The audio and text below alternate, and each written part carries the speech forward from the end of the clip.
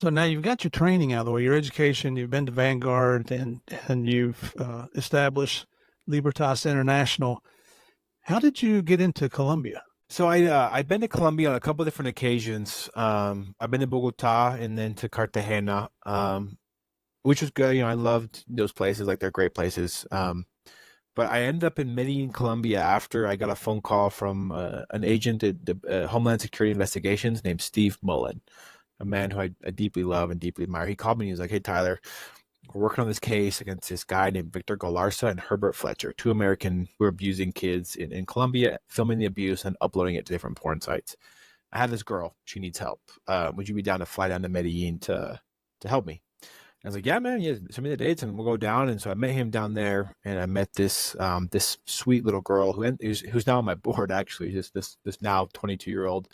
But she told me, I met her, and she told me the story of she met these two American guys, who abused her. They tricked her into being assaulted. She was gang raped. It was filmed, and it got put onto the internet. And then they were threatening her with violence if she wasn't going to sleep with and be raped by the friends of these American guys. It's so interesting, even like thinking back on that moment, because I was so moved again, like just so upset and so irate that this was happening, because this is my first time to Medellin. I'd done my research, and I knew that back when Mr. Steve Murphy lived there, it was the most dangerous city in the world at that point. And because of the work that you guys did and the Colombian police did, you guys cleaned it up to where the country and the city of Medellin pulled itself up by its bootstraps and became this kind of shining light in Latin America of what real transformation can look like. And it became so transformed that the absolute worst of the United States were now traveling down there to rape and abuse the most vulnerable that live in that city. Wow. And I just couldn't deal with it. Like, I could not see what they were. I was like, this little girl has been raped by 5 Americans already. And these American guys are losers. Like, they're evil, they're pedophiles, they're a bunch of nobodies. And they're coming here in droves. So we started helping this little girl, and obviously anyone that's been to Medellin, falls in love with the city. It was the cause. I'd finally felt like I knew that found a passion, like an anti-human trafficking work, for a long time. But when I met this little girl, I felt like I found a calling. My calling in life is to help survivors of human trafficking who have been abused by American men, and then work with local authorities to make sure these American men pay for what they've done to these kids. That's where it started, was with this little girl, and it started with just her. And then 2 months later, there was 4 more that came forward. After 2 more months, we then had 20 girls in our foundation that had been raped by American men. We had a whole list of names, and we've been there ever since. That's what we've been focused on ever since, is supporting survivors of human trafficking who've been abused by American tourists, essentially. So how do and I'm ignorant of this, so I'm learning from you. When you say you help these little girls, what does that mean? What is it that you do for them? Yeah, so in that case, the first thing we do is meet those basic needs. You kind of work our way up Maslow's hierarchy of needs. So the first thing is like food, water, shelter. It's hard for a little girl to be like, well, I want to be a vet when I grow up, if you're not eating anymore. And so we Right. help just meet those basic needs, make sure that they're on sure footing and they know that we have their back, so they can think about what they want to do when they grow up. And we believe a lot in like investing in education. So this little girl specifically wanted to be a vet, and so we had her find a vet school. We helped her finish that school, paid for the school supplies, the transports, and the university, so that she could be a vet. So What for about us, her? What about her family? I'm sorry to interrupt you, but what about her family? her family, she came from a good family. Like, they were unaware of what was happening because they were extremely poor, and so that's how she ended up in this in being trafficked, is because she was out looking for jobs, and these Americans tricked her. They essentially got her because they invited her to a party. At the party, that's where they forced her to do sexual things with a camera, and and then once you have like that video, they hold all the leverage over her, and that's where they started to traffic her, because they had that leverage. And even then, like, they promised her they wouldn't upload it, but these guys don't care. Like, these American guys, these traffickers, these girls are just commodities for them anyway. And so they Hmm. told her, yeah, we're not going to post it, but they posted it on sorts of sites like Pornhub, X Videos, Spank Monkey, YouPorn, like all these different websites, to where this girl now, like, she's actually in a lawsuit against Pornhub, because Pornhub was the first to upload that abuse and then refused to take it down without seeing her identification. And so she's like, I was 14 years old. like, take that video down. That was a rape. They gang raped me. I was 14. Take it down, and they wouldn't take it down. So we're in a current lawsuit against Pornhub based on. Is this on the dark web? Is that what we're talking about? No, a lot of this was just on the public web. We've had some dark web cases. The little girl I was telling you about on our call with the 19-month-old baby, that was a dark web case. But a lot of these cases, it's on the public web, on websites that you can find in Google, even on Facebook, on Instagram, on Twitter. The lack of accountability with some of these tech companies is really shameful.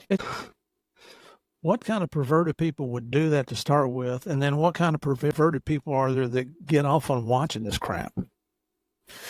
I know that's an unanswerable question, but my gosh. It's actually a pretty common question too that people ask. How do these people end up as these guys? And there's two answers that I give. One is like, I don't know, and the other one is like, I don't care how they ended up that way. They're doing it. They deserve to be in jail, and so we do our best to put them there. Because like normal people like you and I, what we're describing now is so outside of like the realm of reality of possibilities for us that we have no way of like getting inside their head because we'll never go there. And so for me, I just don't care, and I just wanted to see him in handcuffs. Wow, I am doing my best to hold my temper here because it's not productive. I don't want to waste your time with me ranting and raving. I can do that at the intro and the outro, and I'm pretty sure that my entire family is going to listen to this episode just because, I think our daughters realize what life could have been. Coming from Colombia, and it's not just Colombia. It's right here in the United States, but you have an NGO. Can you explain to our listeners what an NGO is and what it stands for? Yeah, an NGO stands for a non-governmental organization. And so basically what that means is Libertas International can get donations. So a lot of like our partners, for example, like in the Colombian National Police or Homeland Security investigations, they're funded via our tax dollars. And a lot of those good agents really put those dollars to good use to help kids both in the States and in other countries, and to hold these American guys accountable. But for us, an NGO means that we're not government. So I can't arrest anybody. And we survive on donations. So when people donate to Libertas International, they can get a tax write-off if they give, large amounts. And then even if they give small amounts, they come like a monthly donor or something. So NGO essentially means we're not government, but we work with governments to make things happen. Who are your donors? Are there corporate donors or individuals? How does that work? We're always looking to expand our donation base too. A lot of our donors are monthly donors, just normal people like you and I that give anywhere between $25 a month, $50 a month, $1,000 a month to essentially help us budget in the future so that we can receive new girls into our program. Like last week, we received a 14-year-old girl. Sweet kid. She was trafficked by an American guy who's now on our radar. He took her to a bachelor party in Medellin. Him and his buddy were doing a bachelor party out there, drugged her, and then she became the entertainment for the party, where these guys they brutalized her. They abused her. They raped her. I'm sure there's videos of what's going on. And for us, like she wants help. She needs help to heal. And so our monthly donors allow us to plan in advance to make that happen. But yeah, we have some corporate donors as well. We have an amazing partner that's called the Wound Pros that are based out of Ojai, California, that support us a lot. We have some family foundations that help us to get funding. The state of California contracts with us to do some training and awareness for their schools in Ventura County, which gives us some funding. But a lot of most of our donors are part of that monthly giving team. They donate anywhere between $5 to $1,000 a month. Wow. And where would people go? And we'll cover this again at the end, but just right now, where would people go to make a donation? You go to libertasinternational.org, and our donate button is kind of all over the website, and you can check out the news articles about us, our podcast, our different media outlets, and just click on the donate button. It lets you choose your amount. It lets you choose if it's monthly or if it's one time, and that's how people make the donation. And we're on all social media platforms. We're on X, Twitter, TikTok, Instagram, Facebook, LinkedIn, all those different sites. Yeah, I found you on a lot of places. You're all over. Good. And so you're down in Colombia. I'm curious, was the HSI guy, was he stationed in Colombia somewhere? No, he was actually based in New York City, but the guy was from New York, and so he was working with the embassy in Bogota, with the HSI guys down in Colombia to help make their case, because they wanted to arrest Victor and Herbert. Herbert was in Colombia at the time. Victor was in the States. They wanted to arrest Victor and arrest Herbert while he was in Colombia. So they had to do that joint effort there. And for me, like, so we talk about like helping these girls.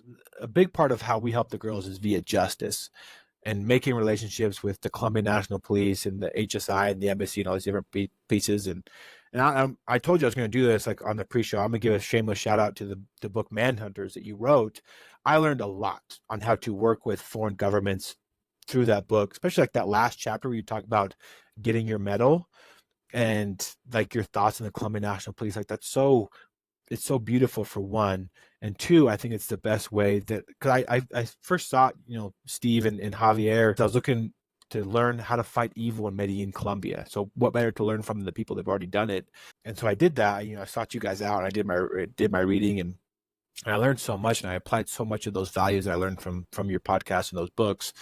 And with the case of Victor Galarza, we applied a lot of that because we had to have all parties on the same page, Colombians, Americans, and just to always honor the Colombian National Police so that they never feel like we're taking over their investigation or throwing them under the bus. Because I remember your story about how I think it was the FBI treated the information they had on some of these recordings to the Colombian police. And I remember reading that part of your book. It was CIA. Yeah. I was like, CIA. Just let's get that straight. CIA. I was like, we can never let that happen. We can never have them feel dishonored by our presence there. I learned a lot like from that chapter, that the things that I learned, how the things that we learned as a team, the bravery of our survivors, it ended up leading to these people getting arrested and being sentenced to jail time. And I'll never forget the sentencing of Herbert Fletcher, a trafficker that was helping Victor Galarza with his sex tourism enterprise. I had these two girls, including the girl I mentioned that I met in that first trip to Medellin all those years back. She came with me to New York to testify at his sentencing. And, the sentencing hearings are kind of hard because his defense attorneys were calling her a prostitute. Like, this girl tricked my client into having sex with him, and now he's going to jail, and it's not fair. And this sweet little girl, like, she had this note written up she was going to read of her victim impact statement.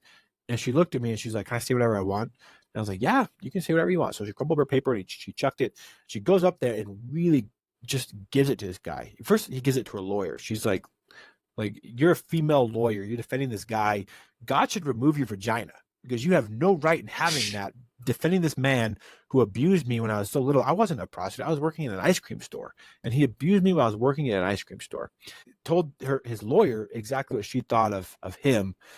Told the trafficker, Herbert, what she thought of him being a pedophile, being an abuser, telling his family, who was also sitting there, what she thought of this trafficker, and then told this federal judge how far she's come in this whole process. And then once she was done, hearing the judge hand down a very strong sentence to this guy, and sitting next to this little girl that I met in Medellin on my first trip, where she was vulnerable, she was weak, she'd been abused by a number of men. And now to see her now as like this professional, she's a veterinarian, and she looked her trafficker right in the face. I had never seen anything so brave. And it only happened because, first off, of her bravery and her strength, and then those collective lessons that we all learned working together, Colombians, Americans, to make this thing happen. Man, I want to jump up and start applauding right now. Good for her. Yeah. I mean, you got to stand up for yourself, but I can only imagine being at a very young, vulnerable age, being beat down to the point where you think life is just over. But then you hear these stories of rescue and recovery, and just building up that self-confidence to be able to hold a job and stand up for herself and to look somebody in the eye. I mean, as many times as I've been to court, 38 years, I went to court a lot. Yeah. And it was amazing how many times victims could not look the perpetrator in the eye. I don't know the young girl that you're talking about, but just so proud of her doing what had to be done. And remember what the sentence was for that piece of crap? Yeah, I remember the main guy, Victor Galarza, got 17 and a half years, and then Fletcher got a decade. In my book, they should get life. I agree. When you prey on vulnerable, innocent human beings, you have no right, in my opinion, to walk on my earth as a free person. It's 100% agreement. That's horrific. Now, you're assisting these girls. You're getting them food, shelter, water. Eventually, I'm guessing an education for the younger ones. Are you reuniting them with their families when you can? Yeah, we help reunite their families, family unification, and to also work with like the family unit as a whole to help them be strengthened as a unit to help this girl um, thrive in a family, so that the family doesn't blame her for what's happened, and also we can prevent this from happening in future generations, Mm-hmm. hopefully. And we do things like we had a guy, a really nasty individual, that from Chicago that would tattoo his name on these girls. He was like this. And people can look him up. His name's Haven Cates. He's from Chicago, and he weighs probably 410 pounds. Just a nasty human being. And what he would Mm-hmm. do is after he would abuse them, before he would pay them, and he would pay them like $14 per rape. He would make them get their name tattooed on their body, and then he would pay them. And so we help remove those tattoos. We'll help cover the cost for that, so that these girls don't have to wear the names of these guys for the rest of their lives. Well, I hope that fat slob's in prison somewhere. He is. He was also sentenced, probably not as strong as we'd like. He also got a decade, but he's also in jail. And typically in prisons, in the prison environment, when child molesters come in, they serve a much worse sentence based on what other prisoners do to them. Forgive me for saying this, but I don't have a problem with that. I don't either.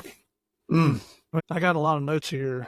I read about something called Operation Archangel. Can you tell us a little bit about that? Operation Archangel. That case was started. It's this amazing effort that Libertas International is a part of, along with the Homeland Security Investigations and the Columbia National Police. It all happened. It all occurred in last year. The whole story is just so beautiful. So there's this little girl in our foundation. She's been with us for a long time. She was trafficked by an American. That guy's been sentenced. He's gone to jail, and she's finishing her last year of high school. And there's this little girl in her school who was 13 years old, and she was being bullied ruthlessly in school. Why? Because there's a video going around of her being abused by an American guy. And so this little girl calls me up, and she's like, "Hey, there's this girl in my school. She's going through a lot. She's being bullied because of this video. Can I talk to her?" And I was like, "Yeah, talk to her. Like, tell her that we're here to help." And so this little girl, our little girl, who was only 16 at the time, goes and befriends this 13-year-old little girl who's being bullied. And she's like, "Hey, I know what's happened. The same thing happened to me. There's help for you if you want."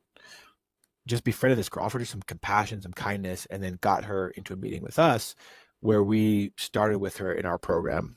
And so she told us what happened. She told us that there was this guy that came to Medellin, and he invited girls into his Airbnb for a party, and then wouldn't let them leave until they did things to him and he could get it on camera. Who is this guy? His name was James Schulte. He was an MMA fighter from Phoenix, Arizona, who legally changed his name to James Bond. Total loser. Such a loser. But his name's James Bond Schulte. James Schulte. His legal name is James Bond now. It's James Schulte is his name. He's an MMA fighter from Phoenix, Arizona, who was traveling the world, raping little girls and uploading it to his personal social media channels like Telegram, OnlyFans, and then different porn sites that would pick up these abuses. And so this little girl, we met with her and we started the process of helping her heal, and also finding other victims of this MMA fighter. Mm-hmm. When the dust settles, we have 15 victims of this one guy, James Schulte. And because of the amount of victims, and because this guy is doing this all over the world, we meet up with Homeland Security Investigations and the Columbia National Police. We have to do something about this guy, and this guy has friends. And there's a problem in Medellin that's now becoming more aware, that the world's becoming more aware, because we've known for a long time. The people at Libertas have known for a long time. And now the world is starting to understand that these American pedophiles are traveling to the city to abuse poor girls in the city. And so the mayor got involved, HSI got really involved, the Columbia National Police invested a lot of resources and training in this, and we called it Operation Archangel. And Columbia being very Catholic, and the Archangel Michael being the one that cast the devil out of heaven, that was basically our thing. We're casting the devil, the American pedophiles, out of heaven, the city of Medellin, because we had this one target, James Bond. And after we got to know his 15 victims, we had a whole new list of 25 other American predators who were abusing kids in the city. And so the project now, between all of us coordinated together, is a comprehensive effort on the healing and the justice of these survivors. So the cops, they're the ones that do the investigation. They're the ones that do the prosecution. They're the ones that do the arrest. But these survivors, who's helping them testify, who's helping them heal, who's helping them get educated, that's on us. And so between all of us, we both complement each other to help make this happen. And since this investigation happened, James Bond has been arrested. He's awaiting trial in Phoenix, Arizona. We arrested a guy named Orion Depp, a crypto influencer in Los Angeles, California. We arrested a guy named Dominic DiVincenzo, a true monster that is an ex-military officer from Orlando, Florida.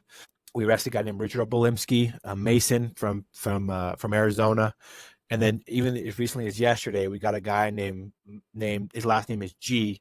He's a guy from New Jersey who was also traveling down to find virgins to abuse in Medellin. And so the work continues. Operation Archangel is an operation that's ongoing continually. And we hope that we're sending the message to these guys, go elsewhere, because if you come to Medellin to abuse these kids, you're going to spend a lot of time in jail, and you're going to become famous for all the worst reasons. And our regular listeners know that we rarely give out names of bad guys because we don't going to give them any recognition. But this is the opposite here, where they need all the recognition they can get. So you know what kind of devils are living out there. I mean, my wife and I, we've moved a lot, working for the government, and even moving down here for retirement in Florida. And the first thing we go to is the pedophile sites. The sex trafficker or the sex offender sites for each state to find out who's in our neighborhood. And let me tell you, we've turned a lot of neighborhoods down, and it's getting to the point where it's kind of hard to find a decent neighborhood where somebody doesn't have a sex offender offense on their record. And for those of you that don't know about that, just Google it. Just take a look at your neighborhood and find out who's in your neighborhood, because I'll guarantee you they're everywhere. And I wanted to say also, thank you for what you said about our book, Manhunters. I do want to say all we did was assist the Colombian National Police. There was nothing special about what Javier and I did. I mean, we have very strong work ethics, faced a lot of the same dangers they did, not nearly as many as they did. This is our 9th year of our worldwide keynote speaking business. And every presentation we do, we always make sure to give credit to the heroes, to the true heroes of that entire investigation. And that's the Colombian National Police, because they took their country back from a freaking pedophile. You probably already know this because you read the book, but Pablo married Tata when he was, I think, 25 years old. She was 13. And I've read her book since. It's called Pablo and Me. I don't know if you can see it behind me or not on the bookshelves back there, but he admits towards the end of the book that she had an abortion at 13 because he got her pregnant when she was 12.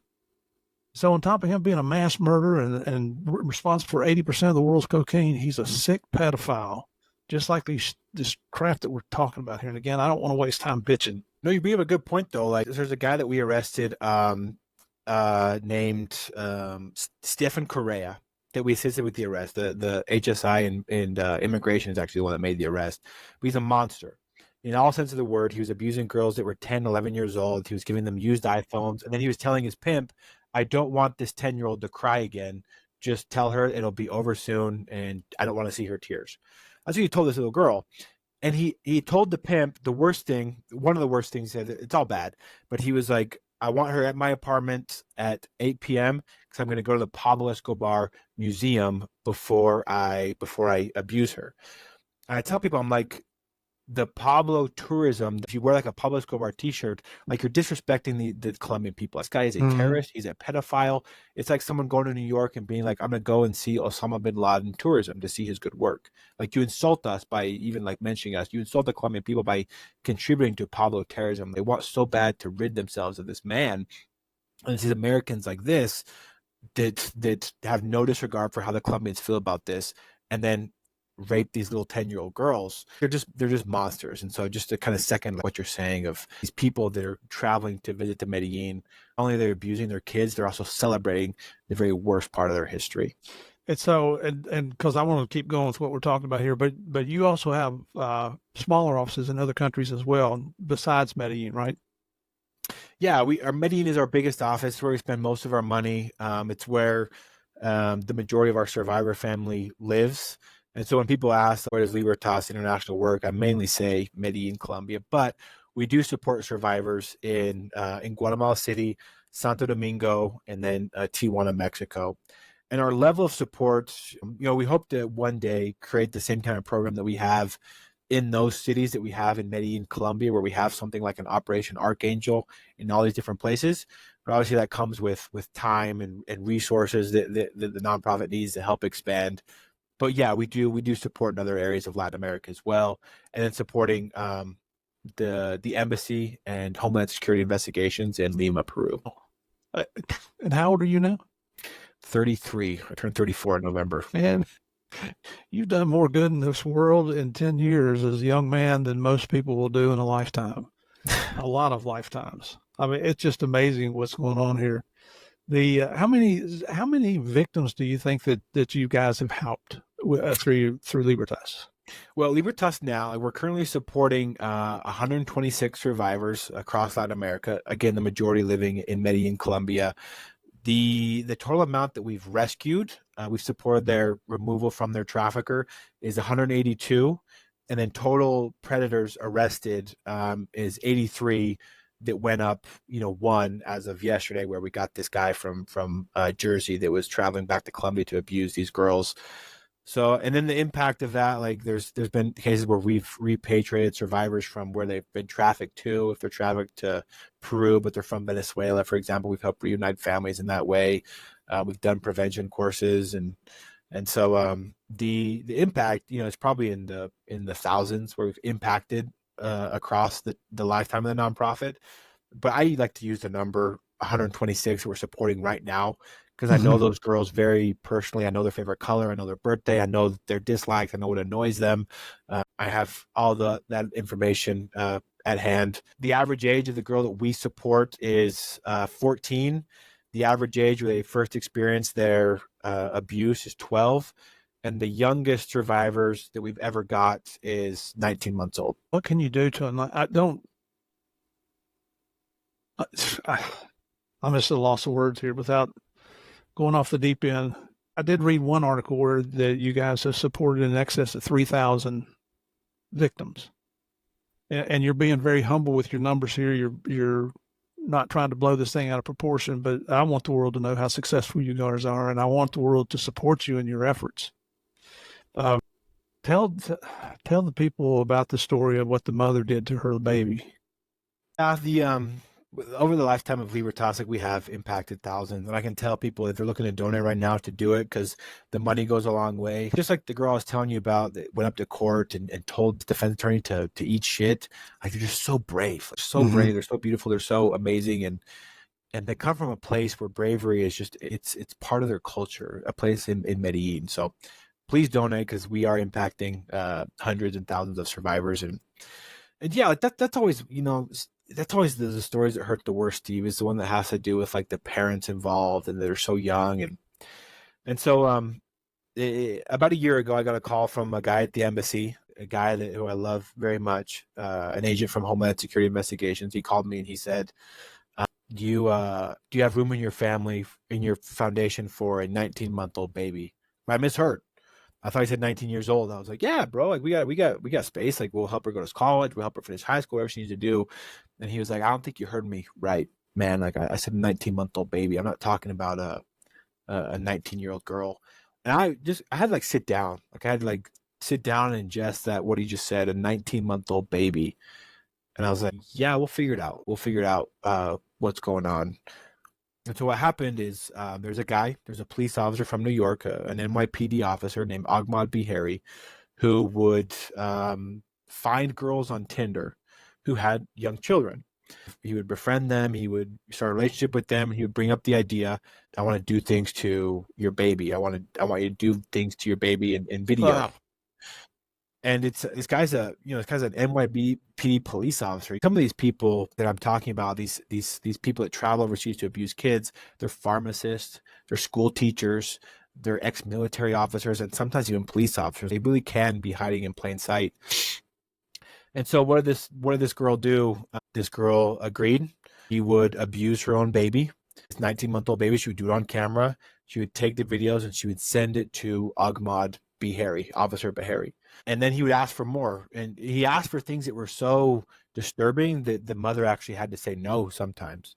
The mother was willing to rape her own child, but she wasn't willing to allow the dog to rape her own child. That's what she had to tell this guy no. And so the baby was removed from the home. The mother was arrested. She's now serving a 22-year prison sentence in a Colombian prison. and the kid came to us to help reestablish her rights. And so a 19-month-old baby, that's how I first learned how expensive diapers were. Because I don't know, I'm not a dad, but with her, she needed diapers, she needed a new crib, she needed a safe place to stay. So we did some vetting with some foster families in our program, and eventually led to a safe family for her. But for a long time, this little baby was just quiet, wouldn't speak, wouldn't say a word, and the first time I ever saw her smile is Christmas. Every year for Christmas, we do a little something for the girls and do a gift that's very personal for them. And for this little baby, we got her one of those like little like lawnmowers where the balls pop every Mm-hmm. time you push it. You know what I'm talking about? Mm-hmm. And so we gave her this little thing, and she pushes it, and the balls pop. And she's at first she's scared. She's like, what was that? And then she does it again, and she realizes she's in control of this. And so she's still nonverbal at this point. She was probably around 2.5 when this happened. But I have the sweetest pic of her just grinning ear to ear, just popping the little lawnmower.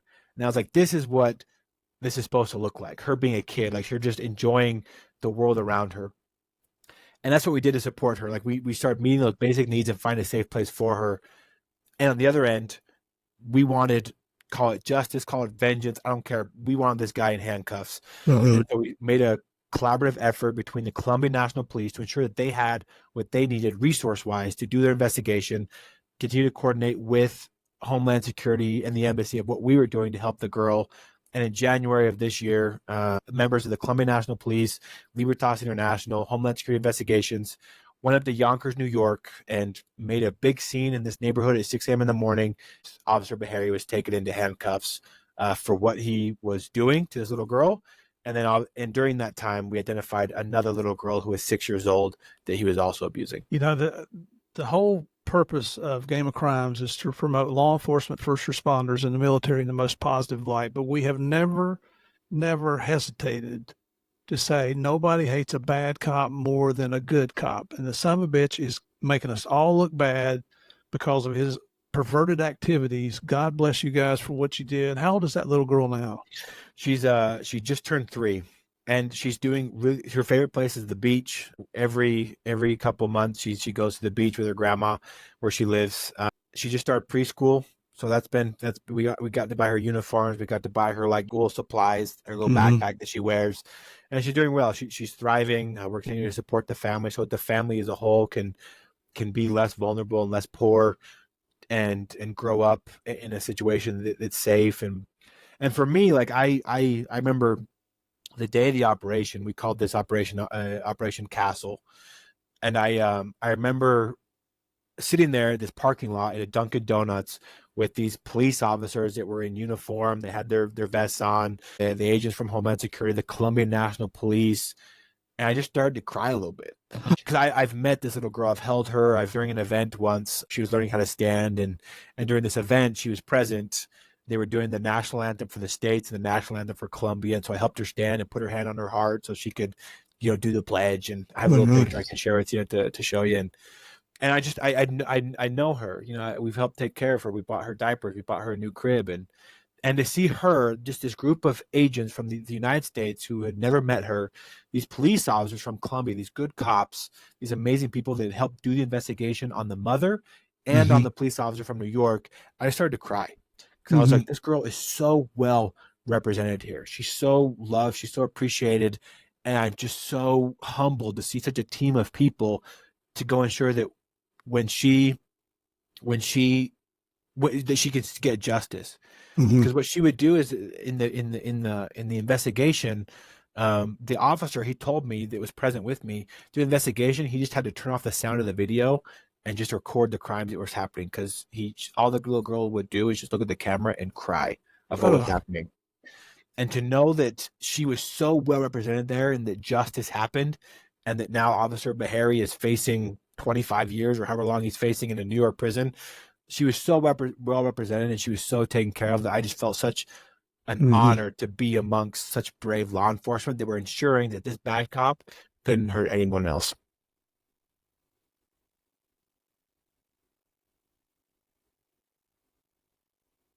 I can't even talk right now.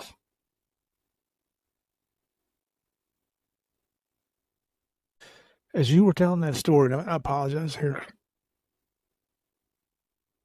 As you were telling that story, it looked like I wasn't paying attention. What I was doing was making a donation to Libertas. That's how easy it is, and that's how quickly it can be done. And thank you, Steve. I wish I had the financial resources to promote you and fund you so that you would never have to worry about donations again. Unfortunately, I was a cop my whole life, and I don't have that kind of funding. Um, whew. Let's take a break here just for a second. Well, okay. I apologize for that. There, I've never experienced what I just experienced there, and Tyler, I'm sorry that I interrupted the story there to the now I can't even talk. The story about a baby, that somebody would do that to a baby, just kills me. It just internally, it's just killing me. And Tyler was nice enough to send me some photographs of this little girl, and I'm going to post them on our webpage. I will black out her face. We're not going to reveal her identity, but wait till you see this little angel. Oh my gosh! I'm looking at a picture now. She's sitting in front of a bowl of ice cream that must be this big around, and she's got a look on her face like, I just hit the jackpot. Man, I got to quit looking at that. I'll start blubbering again here. So, um, for all the good work that you're doing down there, has anybody threatened your life? You know, not yet, but I'm sure it's coming. Like we have this guy that we arrested again, like a guy that's in a position of influence, or he was in the United States. He was an ex-military officer. His name's Dominic DiVincenzo, and he was abusing the most vulnerable girls that he could find in Colombia. Some had special needs, some had no parents, some had parents, or some of these girls had parents that had special needs that, with the lack of resources down there, like these girls have been surviving for a long time. He would abuse them, bring them into his penthouse where he would abuse them. He's crazy sexist. Like he would tell these girls just very sexist, very evil things about them being female and how they have to do whatever he asks because he's an American male. And one of these girls he brought into his penthouse said no. So he drugged her and he abused her anyway. And so in this case, he threatened her behind bars. He sent his goons to go beat her up, take her to his lawyer's office, and then essentially recant her statement. And so this girl get such an act of bravery again to tell us about this and tell her that, look, these guys beat me up. They brought me to his lawyer's office where they made me recant my statement. I want to recant my recant and show you what exactly happened in this situation. Again, like just this level of bravery that if that happened to me, I might just be like, you know what, I'm done. Like I just want to give up the process. I just let him do what he wants to do. I don't want to be involved. But she didn't do that. She wants to keep fighting against this guy, and she's just so brave, And so how do I not be anything different? Like if she's willing to be so brave, and despite these threats, if a threat comes my way, I want to be brave as well, because there's no place that I think I'd rather be than stand between these American predators and these Colombian children that they're abusing, or children for wherever. And I think the price of freedom is high, but it should be a price that we're all willing to pay. And these girls have paid it; they're paying it. And how do I not do anything any different? I'm not saying I'm perfect in that aspect to where I may have doubts like when those times comes, but um, those girls being that brave, telling their traffickers to eat shit in federal court, recanting their recant, sharing their story in front of the United Nations or whatever it may be, they inspire me to be a little braver and a little better as a human being. Yeah. What motivational? No better motivation than that. They are setting the standard, setting the example. But I mean, you and I've never met in person, but I'm looking at you here on the screen, and you don't look Colombian to me. I think you're kind of like I was. I stuck out like a sore thumb down there, and at 6'2", I know you do. Yeah, Do you yeah, get a lot when you're out in public? Do you get people staring at you? yeah, I do. Definitely in Colombia, the being 6'2" in Colombian white is definitely you stick out, and so like there's precautions that we take like to maintain safety as well, and we never want to stand out too much. You always kind of just want to blend in with the crowd just for your own safety. And but a lot of these guys, like I'll be honest, Steve, some of these guys may be dangerous, but a lot of these guys are cowards. If you're picking on little girls, raping little Yep. girls, Yep. And what we always tell these little girls too is these survivors really where like in the end you're going to find out that you're so much more dangerous, you're so much more powerful, you're so much more strong than these guys. Because yeah, these guys maybe are tough when it's you trapped and drugged in an Airbnb with these guys, but when you have your family behind you, and you have the Hmm. nonprofit behind you, the Colombian police, Homeland Security, the embassy, people like the Game of Crimes listeners that are listening to this, and I know will be on board with these girls too. You're going to find out that they may have hit you, but when you hit back, you're going to hit back a lot harder, and you're much more dangerous. You're much more powerful. And when these guys come face to face with how powerful these girls are, they're cowards because they're Hmm. picking on little girls in the first place. They're cowards, and once a bully comes in that's stronger than them, they cower. Yep. I can't think of a better word than what you just said. And that's what I call Pablo Escobar. He was nothing more than a coward. Yep. It's funny that I mean, he's been dead over 30 years, and I got a message this morning on one of the social media platforms where a lot of people would like to see me dead. A lot of people would like to cut my head off and crap down my throat, and a lot of people would like for my children to die a slow death of cancer, all because we put a mass murderer in the ground.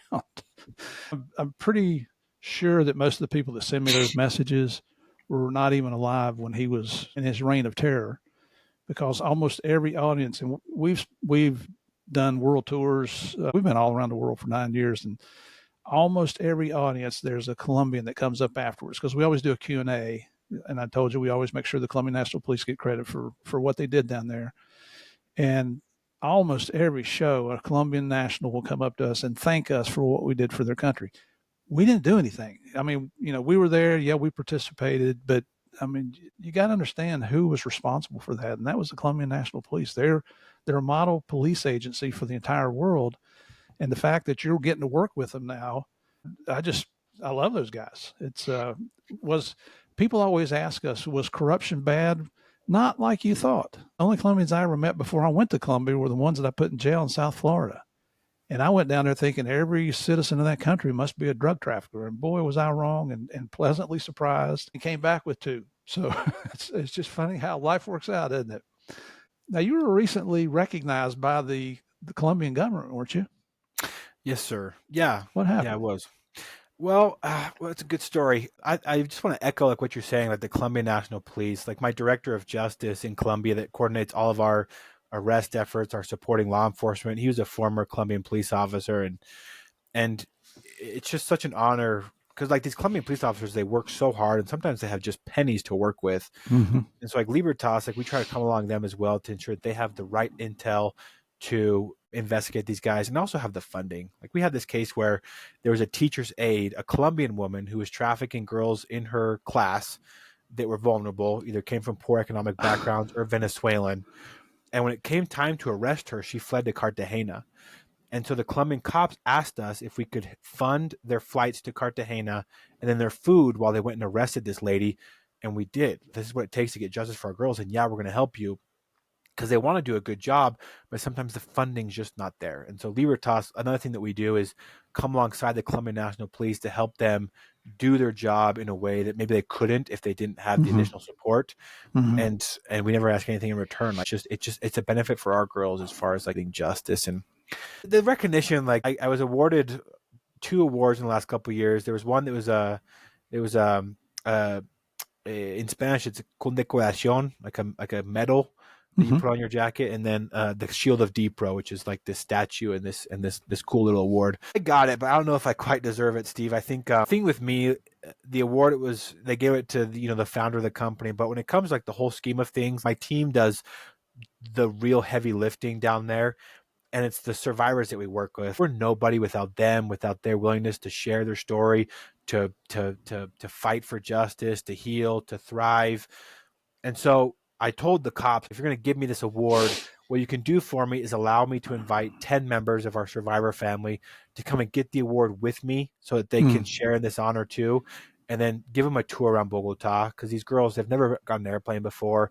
They've never traveled. Just make them feel special. And they were like, okay, deal. That sounds like a good plan. So I got the award. It was great. I'm very honored to have gotten that reward. But the real reward for me was sharing that with 10 survivors from our survivor family, having them hold the Yeah. award as well, having them like take pictures with the cops and share it with their friends and get to go around Colombia, because a lot of these girls, it's pretty well known what's happened to them in their schools. And so sometimes they're known as the girls from the videos, or girls without Hmm. parents, or girls that have been abused. But when you get on an airplane, that whole situation changes. Where now they're not the girls that's been abused, they're the girl that's traveled, that's been on the airplane, that's been to Bogota, that has friends that are police officers, that ended up in the news or whatever. And it helps them just in their personal reputations in middle school and high school, which for me was the real award, seeing them so happy and seeing them hold it. And I truly believe that what's really special about Libertas International is not me necessarily, it's the team that I'm blessed to work with, the partners across the world, these brave men and women in law enforcement that do these amazing things, the amazing generosity of people that donate to create a better world, and then more than anything, the survivors who have chosen to survive and chosen to thrive. And so for me, that award meant so much more that they were right beside me, getting it with me. Absolutely. And I'm looking at you did an interview with what is this? The cow? Cowboy State Daily. Yeah, there you go. Yeah. I lost it there for a second. And you've got a couple pictures here with people standing next to you. And of course, their faces are either blurred out, or this one where you're holding the plaque and she's holding the trophy.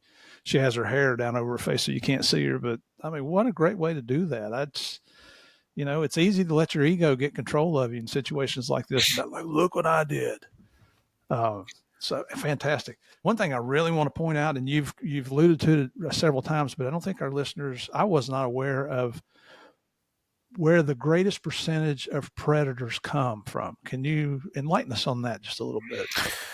Yeah, in the population that we work with, the majority of predators come from the United States. If it's not their family that's abusing them, it's people from the United States. And our percentage may be a little skewed based on the places that we work. It's people. It's almost like hidden predators living among us, because a lot of these guys that we're arresting in Latin America or in here in the States, they have no prior sex offense. Like James Bond, for example, he abused 15 young girls that we're aware of in Colombia, and we're not even aware of the other victims that he abused in the Philippines, Brazil, Mexico, and Uganda, where he also visited and created abuse material. But he had no prior offense here. So it's almost like he's traveling overseas to, well, it is what he's doing. He's traveling overseas to engage in these sick fantasies overseas. So us catching him there or catching him here while they're doing this, it's protecting kids here in the United States as well, because these guys will escalate. They get confident. They maybe get away with it in a place like Colombia, but they're not getting away with it. And they may get confidence to abuse a kid here. So it's a preventive action that we're taking as well. And like that girl that you mentioned with the hair over her face, like that girl's one of my personal heroes. I love that girl to death because her story, it's because the Cowboy State Daily, they picked up that story because this girl is obsessed with Wyoming, obsessed. Because Mm-hmm. what happened is that she was rescued from an Airbnb when she was 13 years old, an American guy, and people can look him up. His name's Michael Roberts. He's been in jail for a couple of years now. He was abusing 4 girls in his Airbnb in Colombia, and he taught at an all-girls school in Austin, Texas. And so this girl, yeah, so this girl, she's rescued from this Airbnb, and they're gonna send her to like this home, and she's telling this police officer who now works for me, she was like, well, what am I supposed to do when I get out? Like, I'm still going to be poor. I'm still going to be vulnerable. What am I going to do to survive? And this police officer at the time was just my colleague at the Columbia National Police. Now he's an employee for Libertas. He writes down my number and he's like, call this number. Supposedly this guy helps girls that are abused by Americans. Gives her my number. And my number has a 307 attached to it because it's from Wyoming. And so this girl, she hides this number like in her armpit between her toes while they do all these cavity searches on her when she goes into this home to get healed, because Mm-hmm. she knows that she has to keep this number to call it when she gets out to get help. And so she does. She leaves the home. She calls my phone and a very sweet message. She's like, "Hey, my name is this name. I need help. Like, this is what happened to me. And I was told that you might be able to help me." And so, of course, we say yes. We take her to go get Burger King, which is her favorite meal, and start this process with her. And she goes through this whole process. She finishes high school. There's this picture this picture that I love. She's in this hotel getting interviewed by the Columbia National Police, the U.S. Embassy, and Homeland Security Investigations from Austin, Texas. Just this powerful picture where she's just the most important person in this room. 2 months later, they do the grand jury. They arrest Michael Roberts. He accepts all charges and he gets sentenced to jail. She speaks at his sentencing and she tells him in court, it would have been, if I could go back in time, I wouldn't change what's happened to me. I would go back in time and convince your mother to not give birth to you because the world would have been Whoa. better if you were never born.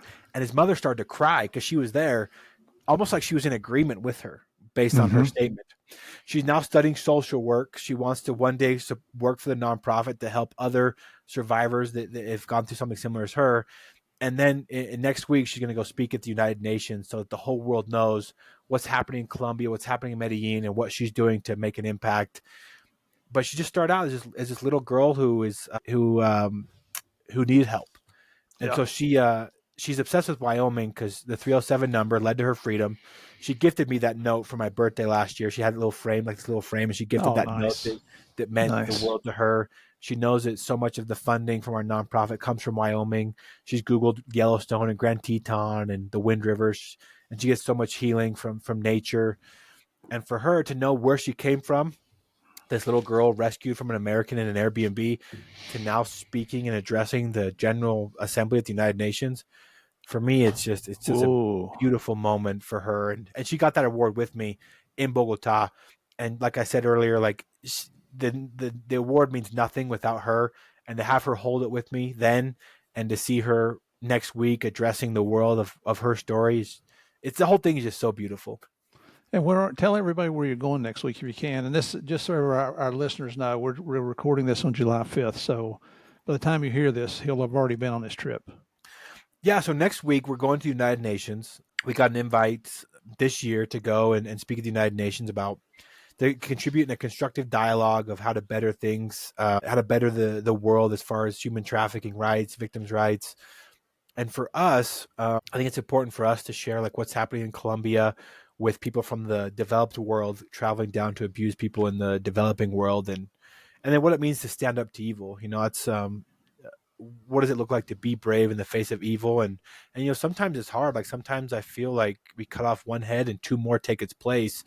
But with girls like the girl that's coming with me, to see her heal, to see her thrive, to know that the guy that trafficked her is in jail, that he's no longer teaching at an all girls school in Austin, Texas.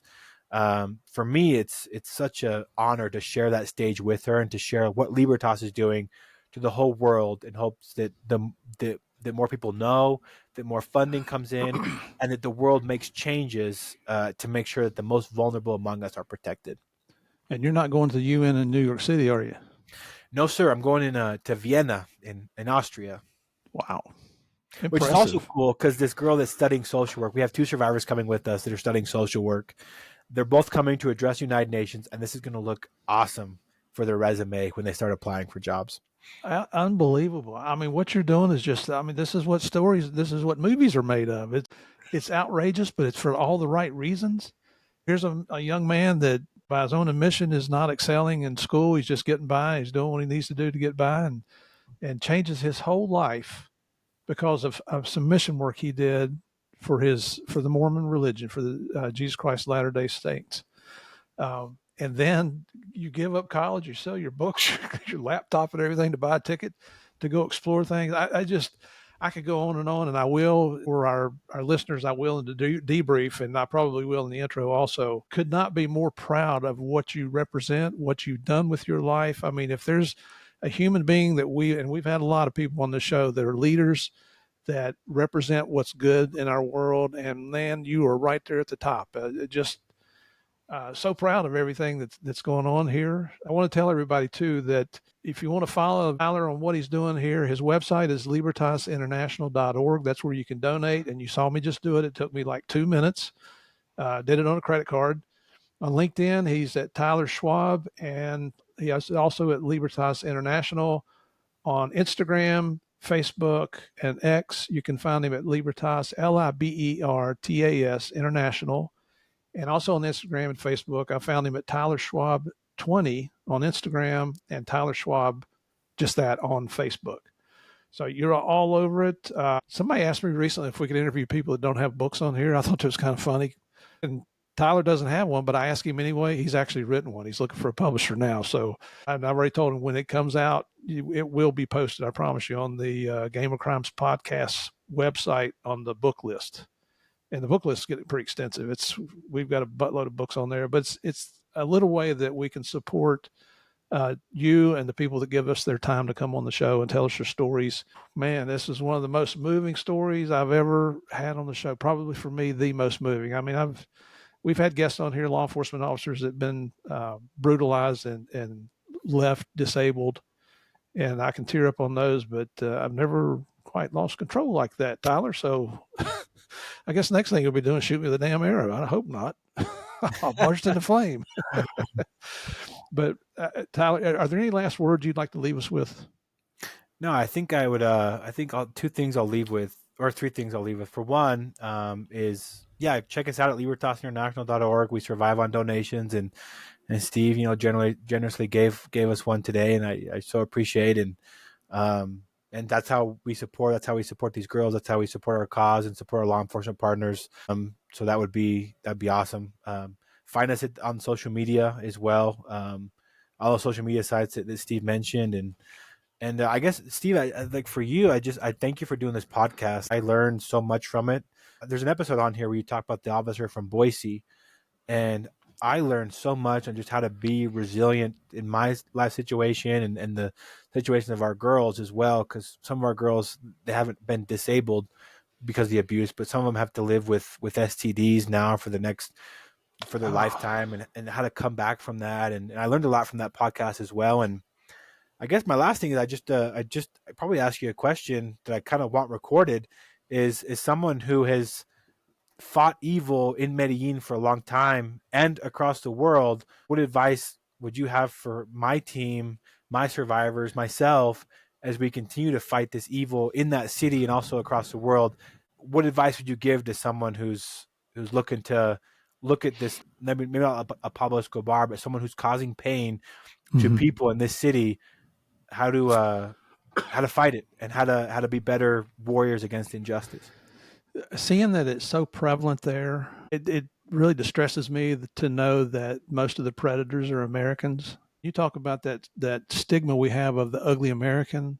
Those people personify that quote there, the ugly American. I don't think you get any uglier than that. The fact that these girls are displaying signs of bravery and resilience and their restitution in their life, that they're getting their life back, they're willing to go speak. Education, public awareness of what's going on to make all Colombians aware of what's taking place. Is poverty prevalent? It's always been prevalent in third world country. And Colombia's, we always said if they could get control of the insurgent groups down there, the FARC and the M19 and ELN, AUC, all the groups that are down there, if you could put that stop to that, which is probably never going to happen in this. I don't think it's going to happen in my lifetime for sure. Colombia could become not a third world country. It could become a leading country in the world. It's one of the most beautiful places in the world. The people are unbelievably nice. They're very proud of their country. They're nice to the point that if you treat them like you're an ugly American, they'll treat you like you're an ugly American. They got no problem telling you, hey, there's the airport out there, and you can take your happy ass on back to where you came from. And I respect that. They have an abundance of natural resources there, whether it's the flowers or the tobacco or the gold or the emerald mines or the petroleum, the tourism. They're a country that's abundant in natural resources and wealth.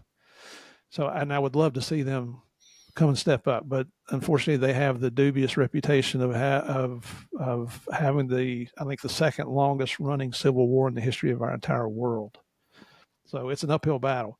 But back to your question, and that's just what I think about Colombia. I love it. That's my wife and I. We say Colombia is our favorite country in the world after the United States.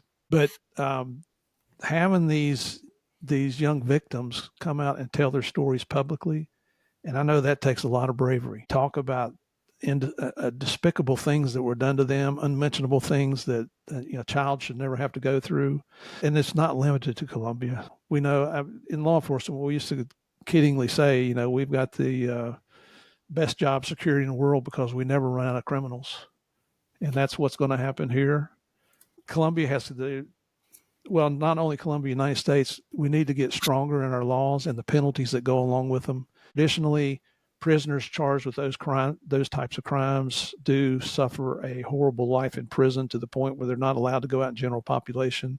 They're pretty much in solitary confinement. I think they should be required to go out in general population, but that's probably why I don't make the rules. I wish I had one single answer that would cure this problem, but I don't. People say we took out Pablo Escobar and the Medellin cartel. Well, what happened? People ask us, did you have any positive effect on the production and distribution of cocaine by taking them out? We did. Lasted about 2 weeks. And then the Cali cartel stepped up and we took them out. And then the North Valley cartel stepped up. We took them out. And then this guy named Don Berna stepped up. We took him out. Colombia is still the leading country for production and distribution of cocaine in the world. I love your country. I love you guys in Colombia, but the truth is the truth here. I think our world as a whole has become too permissive. And I'll get off my soapbox here in just a second. I think that we need to hold criminals accountable for their actions. None of this, commuting sentences, that's BS in my book. If a jury finds you guilty and you're sentenced to a prison term, you need to do whatever you committed the crime. Now it's time to do the time. The old saying says, and I know I'm a hawk when it comes to this kind of stuff. I'm not a dove when it comes to crime enforcement, but I quit rambling here. I just want to say once again, thank you so much for giving us your time. Thank you for being persistent and pursuing me so that we could get your story out there. What I'm thinking in the back of my mind is maybe every so often have you come back on the show and give us updates. Not that it'd be a regular episode, an hour and a half, 2 hour episode, but maybe just a little bonus episode to tell us how things are going down there, how you're handling it financially. You folks know what's coming. You're going to hear it again in the intro and the outro, but I highly encourage you to donate. This is one of the most worthy causes we've had on here. We have a lot of worthy causes on here. People that are helping folks with PTSD, whatever it might be. But this is helping these little children. I'd be honored. That would be a dream come true for me. I kind of hate to let you go, man, because this has been one of the most personally, I guess, I don't know if I'd say satisfying, but something that has affected me more than any of the other interviews we've done on here. I am going to let you go. I need you to stick around just for a few minutes. And for all our listeners, thanks for tolerating me, and stick around for the debrief.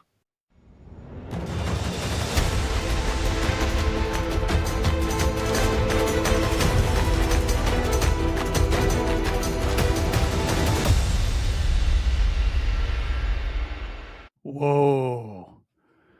Wow. What an amazing young man doing some unbelievably heroic things. Isn't that right? And this goes for those working with Tyler as well. Now, be honest with me. Did anyone besides me have tears in your eyes, maybe running down your cheeks when he told us the story about that 19-month-old little girl? How could you not? Children are just so trusting and innocent. They want our love and attention, especially from their moms and dads. That's who they know, who they see most often. And this continues on for years, right? When we adopted our daughters, just doing things to make, the little girl smile, man, that just made my day. It just really brightens everything up. When Connie and I returned to the United States with our daughters, I love coming home after work and the girls would come running up, calling out, "Daddy, Daddy." One time I came home from a work trip. Connie and the girls, they met me at the door where I was getting off the plane. Now, obviously, this was before 9/11, but when the girls saw me walking up the jetway, it's all Connie could do to hold them back. And when I finally got off the jetway, the girls almost tackled me just to smother me with their hugs. No better feeling. The other passengers, they got a good laugh that day, but it just made me feel so good. So when I think about what this 19-month-old's mom did to her and then sold the videotapes to the perverts, my heart was just broken for that baby. I can't even imagine what that child must have been going through. That beautiful little girl's mind where her mom, you know what? Let's just wait a minute here. That woman doesn't deserve the honorable title of mom or mother, not after what she did to her baby. So what that sick person who was impersonating a human being, I think that's a better way to describe this, whatever she is, she violated her own baby. It makes me sick to think about it and even talk about it. Thank God Tyler and his crew from Libertas were there to answer the call and save that child. If you go to our website, gameofcrimespodcast.com, I've posted a few pictures of this beautiful baby girl. Now, I blocked out her face, but believe me, she's one little cutie. Back to Tyler's story. Here's a young man in college who saw something he didn't understand while he was visiting the Dominican Republic, went back to school. He had attended a seminar on human trafficking. Then he put two and two together to now understand what he'd seen down in the Dom Rip. But here's the thing, instead of saying someone should do something about that, Tyler said, let me do something about that. At 23 years old, think back to when you were 23 and what were you doing? Would you give up everything you had to start a nonprofit from scratch with little to no startup funding and head off to other countries? Countries that are very different from where you, me, or Tyler grew up, and they don't even speak English. You know what? At that age, I know I wasn't mature enough to do something like that. What motivates someone to do that? I don't know. Personally, I believe people are given special talents to do spectacular things in life. Unfortunately, Tyler recognized this and stepped up. Can you tell how proud I am of this young man? I used a saying last week from John Wayne. I'm using it again this week because it applies. The saying is, courage is being scared to death, but still saddling up anyway. That's what Tyler did. He continues to do it to this day. He goes and saddles up and he fights for others. No greater calling. I asked him about his safety in those countries, and he downplayed it quite a bit. Now, I'm telling you, these criminals and their organizations, they will stop at nothing to prevent anyone from interfering with their perverted acts, which means that absolutely Tyler and his colleagues are in harm's way every day. Make no mistake about it, they are in danger. You also heard how Tyler and company work with the police agencies in the various countries to include the U.S. Department of Homeland Security. Makes me proud. So please don't think he and his group are out there just running and gunning on their own. They're doing it the right way. Tyler and his people understand the law, they know the limits, and they work hand in hand with the authorities. I can't say it any better than this. God bless Tyler Schwab, along with all the men and women in law enforcement, our military, and all our first responders. Please protect them and keep them safe. Tyler has written a manuscript for a book, and he's now looking for a publisher, so obviously it's not out. But once that book is out, I'll let you know about it here on Game of Crimes, and we'll post it on our website. Can't wait to read it when it gets out, Tyler. The organization that Tyler leads is called Libertas International. That's Libertas International. Please go to their website, libertasinternational.org. Learn more about what they do, check out the pictures they have, read about their adventures and successes. And then this is the most important, donate whatever you can. You saw how quickly I made a donation during Tyler's interview. It's very easy. It's very straightforward. So please give what you can to help these children and others who are being victimized and brutalized by human traffickers. Do your part to learn more about human trafficking and how you can help.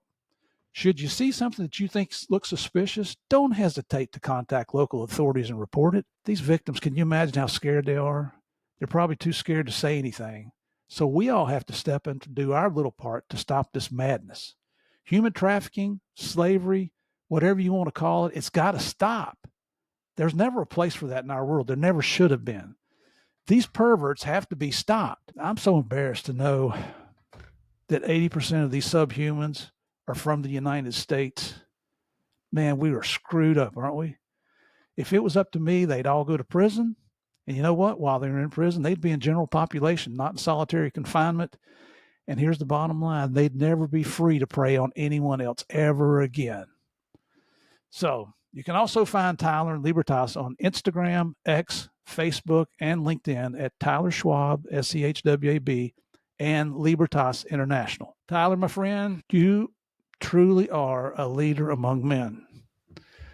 You saw a need and an opportunity to help others, and you stepped up and accepted the challenge.